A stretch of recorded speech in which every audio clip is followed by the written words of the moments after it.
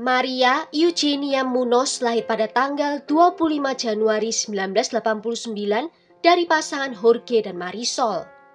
Dia memiliki dua orang saudara, di mana saudara perempuannya bernama Marisol dan saudara laki-lakinya bernama Peter. Tidak banyak informasi tentang masa kecil Maria. Yang diketahui dia tinggal di Puerto Rico bersama keluarganya dan dia tumbuh dalam sebuah keluarga yang penuh perhatian, penuh kasih sayang dan juga suportif. Maria tumbuh dewasa menjadi wanita yang luar biasa. Dia disebut memiliki jiwa yang paling baik hati dengan hati yang paling besar. Dia memiliki impian untuk bisa bekerja dalam dunia keperawatan dan itulah yang dia lakukan sebagai pekerjaan selama tinggal di Puerto Rico sebelum dia pindah ke Amerika. Selagi menjadi perawat muda di Puerto Rico, Maria bertemu dengan seorang pria bernama Joel Pelot. Joel adalah seorang mahasiswa kedokteran saat itu. Maria yang saat itu berusia 20 tahun dan Joel berusia 11 tahun lebih tua daripadanya. Walaupun ada perbedaan usia yang cukup jauh, hubungan mereka berdua berjalan cocok. Dan di tahun 2011, pasangan ini memutuskan untuk menikah. Setelah menikah, mereka pindah ke Laredo, Texas untuk memulai hidup bersama. Di Laredo, Joel mendapatkan pekerjaan yang menjanjikan dan dia dipekerjakan di rumah sakit Doctors di Laredo sebagai perawat anestesi. Maria sendiri berhenti menjadi perawat sejak dia melahirkan putra pertamanya. Segalanya tampak berjalan sangat baik untuk pasangan ini. Mereka sepertinya benar-benar jatuh cinta satu sama lain. Rekan kerja Joel mengatakan bahwa dia seperti seorang pria keluarga yang sangat menyayangi keluarganya. Dia selalu menceritakan tentang istrinya dan ketika putra pertamanya lahir dia selalu menceritakan tentang dia juga. Dia juga selalu memposting tentang keluarganya dan foto mereka di media sosial dan dia tampak menjadi seperti benar-benar terobsesi dengan keluarganya. Pasangan ini memang telah sepakat kalau Maria akan menjadi ibu penuh waktu sampai anak mereka lebih besar. Sebelum nantinya, Maria akan mengaktifkan izinnya untuk bisa bekerja sebagai seorang perawat di Texas. Namun, di sela-sela waktu ini, Joel mulai merasa bosan, lelah dan juga tidak termotivasi. Sehingga mendorongnya untuk mencari lebih dari sekedar kesenangan di luar pernikahannya dengan mulai berkencan lagi dengan wanita lain. Seiring berjalannya waktu, segala sesuatunya mulai sedikit berubah. Joel mulai menurunkan berat badannya, mulai banyak berolahraga dan membangun otot. Dia mulai merasa lebih nyaman dan percaya diri saat berbicara dengan wanita. Dia juga menjadi lebih genit dengan wanita selain istrinya.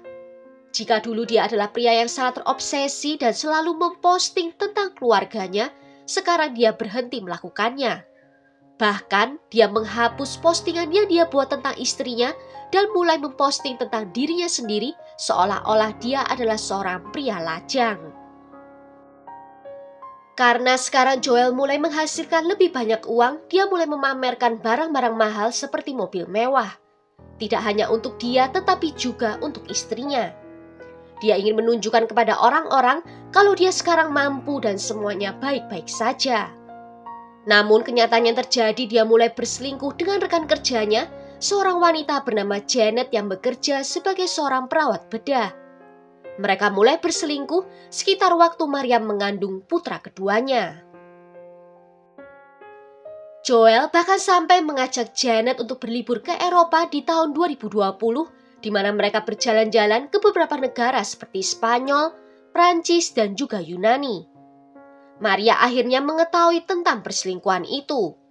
Dia tiba-tiba menemukan tiket perjalanan ke Eropa dengan nama suaminya.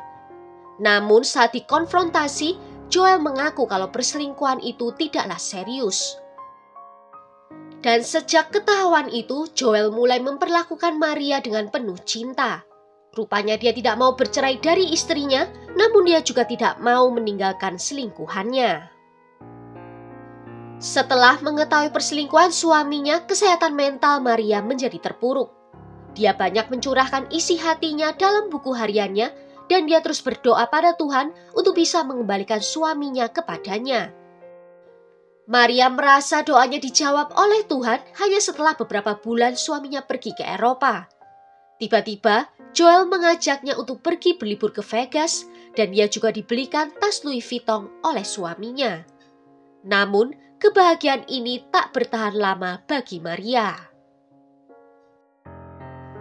Pada tanggal 19 September 2020, Maria saat itu sedang mengemudi dan dia melihat mobil suaminya diparkir di depan rumahnya Janet. Dan ini bukan pertama kalinya dia menemukannya di sana. Melihat itu Maria turun dari mobil dan mulai menggedor pintu rumah. Keadaan sangat tegang hingga polisi akhirnya dipanggil. Maria saat itu menuntut suaminya untuk memilih antara dia atau selingkuhannya. Dan yang menyedihkan, Joel memilih Janet. Maria memaksa suaminya untuk ikut pulang bersamanya, dan mereka akhirnya pergi dari rumah Janet sebelum polisi datang. Saat polisi tiba di rumah itu dan menanyakan apa yang terjadi, mereka lalu menelpon ke Maria. Namun saat Maria menjawab telepon itu, polisi bisa mendengar makian suaminya di latar belakang. Joel terdengar sangat kesal sehingga selama pertengkaran itu, ketika mereka masih berada di dalam mobil, dia meninju kaca depan mobil hingga retak. Dan peristiwa ini bukanlah pertama kalinya Joel bersikap kasar pada Maria. Merasa muak dengan perlakuan suaminya, Maria akhirnya memutuskan untuk mengirimkan pesan pada suaminya, mengatakan kalau dia akan menyewa pengacara untuk mengurus perceraian mereka. Joel merespon dengan mengatakan kalau dia setuju saja untuk bercerai, namun lebih baik mengurusnya tanpa pengacara karena dia khawatir akan biaya perceraian.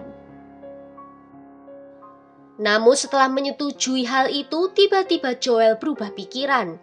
Dia lalu mengirimkan email kepada Maria mengatakan kalau dia sangat terluka hatinya dan ingin bertemu dengan Maria untuk berbicara dari hati ke hati. Dia tidak ingin berdebat lagi dan meminta mereka untuk bisa berbaikan. Membaca itu, Maria setuju untuk bertemu dengan suaminya pada hari Senin malam. Malangnya, Maria tidak tahu kalau itu akan menjadi akhir dari hidupnya. Di pukul 4 dini hari, dia ditemukan dalam keadaan sudah meninggal dunia. Pada tanggal 22 September 2020, ada panggilan telepon ke 911. Yang menelpon adalah seorang pria yang memberitahu operator bahwa dia segera membutuhkan ambulans. Joel membutuhkan seseorang untuk sampai ke sana sekarang karena istrinya ditemukan tidak bernafas dan dia berpikir bahwa dia mungkin sudah meninggal dunia. Joel memberitahu petugas operator bahwa dia yakin istrinya meminum sejumlah besar obat-obatan. Joel terdengar menangis histeris dan terus menanyakan kepada operator kapan petugas medis akan datang ke rumahnya. Ketika petugas tiba di rumah itu, Joel membukakan pintu dan kemudian berlari menaiki tangga rumah.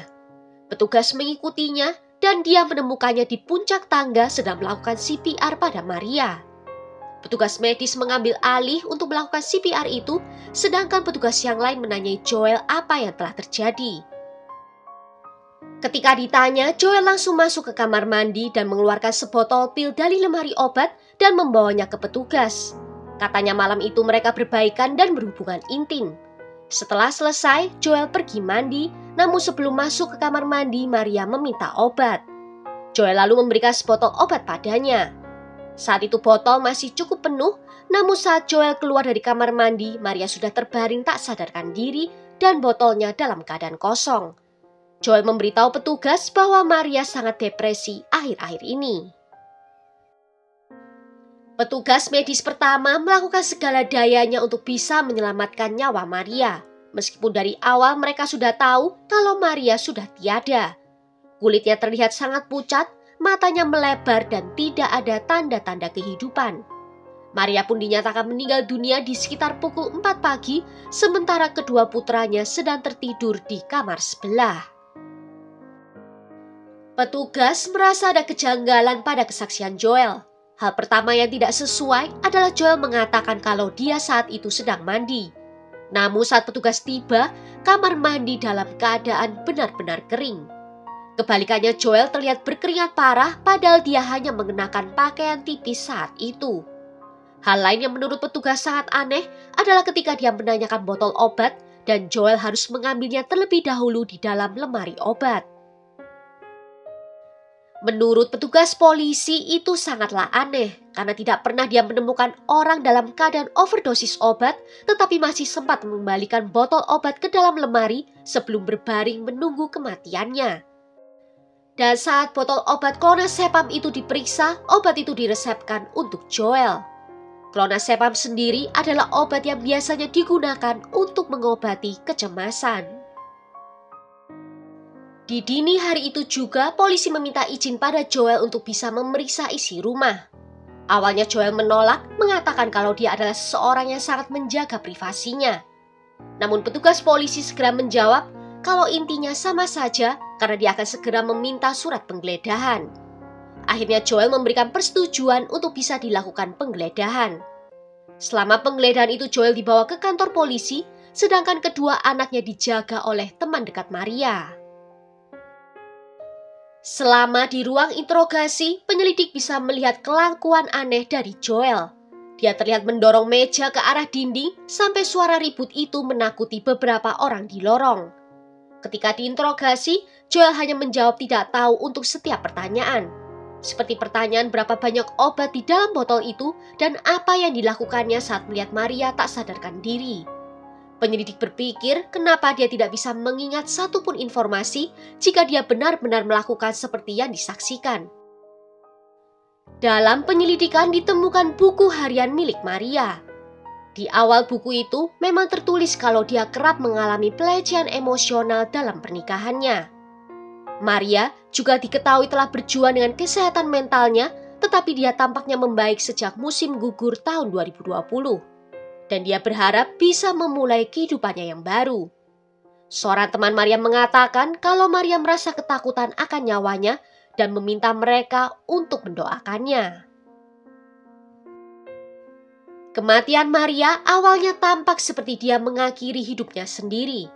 Tetapi lama-kelamaan isi dari buku hariannya menunjukkan sebaliknya. Dia tidak terlihat seperti orang yang memiliki pikiran untuk mengakhiri hidup, karena di jurnal itu dia terlihat seperti orang yang sudah siap untuk melanjutkan hidupnya setelah mengetahui suaminya berselingkuh.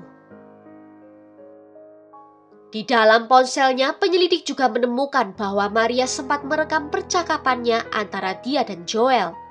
Dalam percakapan itu, Maria seperti berusaha sekuat tenaga untuk bisa menjaga keluarga mereka untuk tetap bersama.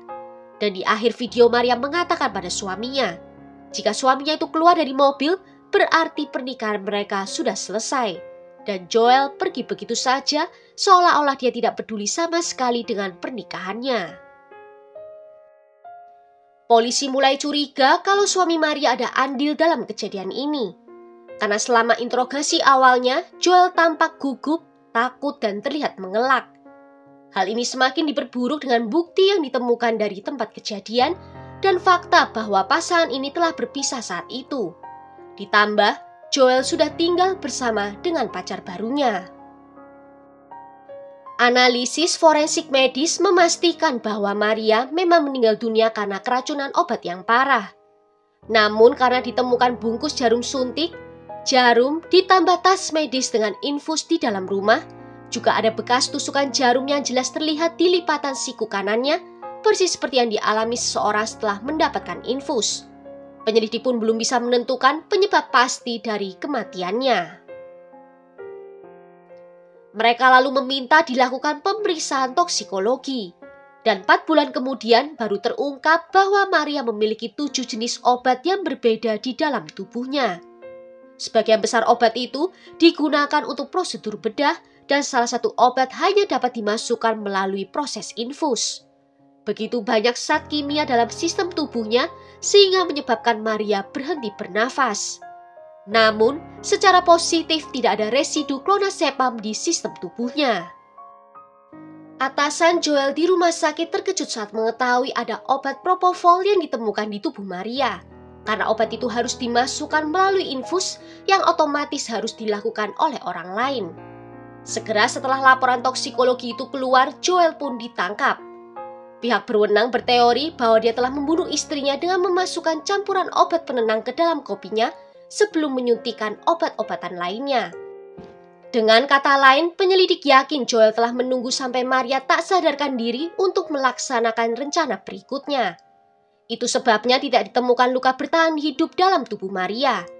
Selain itu, penyelidik juga menyadari kalau Joel telah menunggu sampai Maria benar-benar meninggal dunia sebelum akhirnya memanggil bantuan medis, supaya memastikan tidak ada jalan lagi untuk bisa menghidupkannya kembali.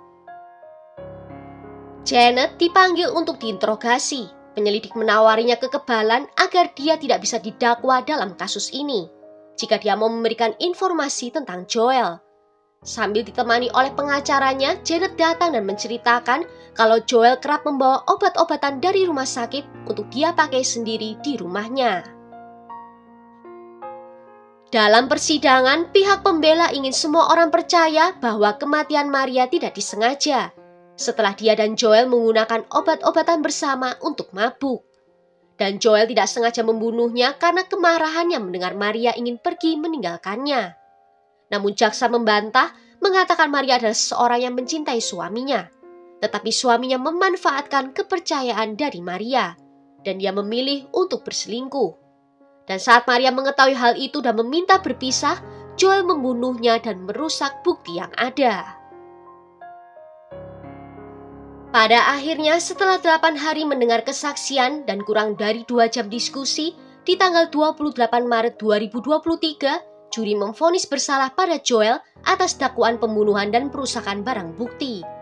Dan di bulan September 2023, dia dijatuhi hukuman penjara seumur hidup untuk pembunuhan, ditambah 10 tahun penjara untuk perusakan bukti.